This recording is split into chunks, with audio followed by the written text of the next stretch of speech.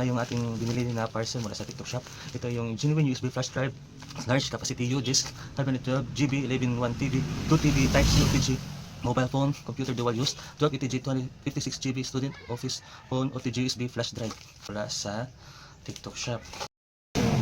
Description sa ibaba. Ito yung 2 TB USB flash drive na nabili natin. Unbox na tayo ng ating binili. Let's go. Ito pala yung product description guys. Yan. Pag-upisa ko dito sa video.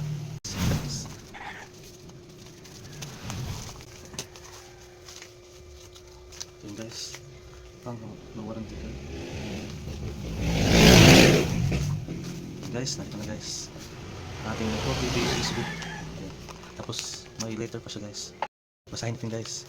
Panghabang buhay na warranty card. Tapos ito yung basahin natin. Good day, thank you very much for your order.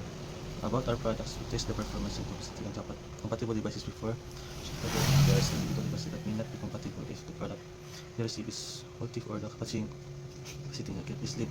This is to customer service. And we'll definitely provide you with some compensation after receiving the goods. If you don't know how to use it, contact the store customer service to send a video tutorial. Please rest assured that if the product cannot be used or the capacity is incorrect, you may replace or refund. This was recognized lifetime warranty, provided that you must give a 4-star or 5-star review. 1-star warranty or don't expire. Thank you again for choosing your store guys. Nabasa natin guys.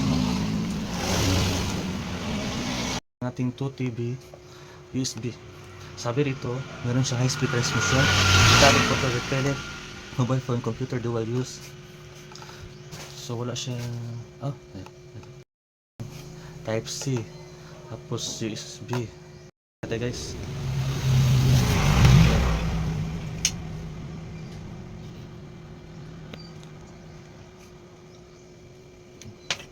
Ito guys.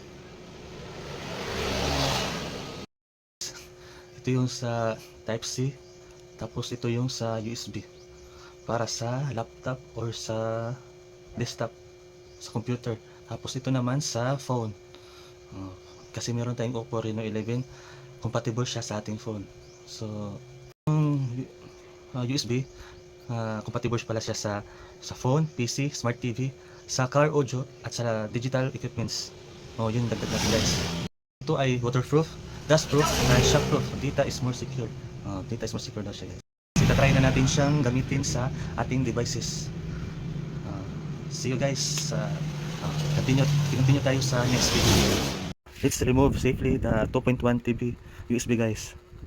Remove the 2.1 TB free USB. Ito guys, ito lang guys. Yan, click natin yan. Tapos, yan. Guys, i-start natin siya dito sa ating Oppo. Para malaman natin kung magre-read siya. Yan. Kasi sabi dito, isa siyang OTG. Pwede sa phone. I-connect natin siya guys. So search natin. Guys, ito siya guys. Yung yan. This 2.0 2.1 TB free. Yan. Tapos i-click natin siya guys. Napindot ko na sa lahat guys. Empty siya lahat. Empty. Yan. Alarms hanggang sa ringtones. Wala siyang laman. Ngayon, magta-try tayo ng transfer ng phone papunta sa USB port. Itong nasa documents natin na nasa phone, try natin siyang i-copy papunta sa USB port. Yan. Copy. Yan. Ilalagay natin siya sa pictures. Yan. Yan guys. Copying siya guys.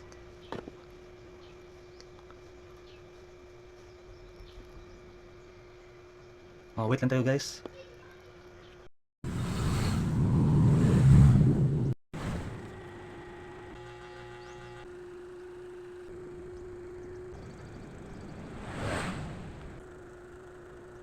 Guys, copy na nga siya. So titingnan na lang natin siya. Yun. So dito natin siya nilagay sa pictures. Yun. Tapos check natin yung ilang gig. 12.38 gig ang transfer natin. So tingnan natin guys. Okay naman siya. Wala namang problema. Oh, next, doon tayo sa desktop or sa computer. Kasi tapos na tayo dito sa cellphone. Kung mababasa ni USB dito sa computer. Para makita natin kung nandun ba yung save natin mula sa cellphone. Na-save siya sa pictures. Ayan. Okay naman siya lahat.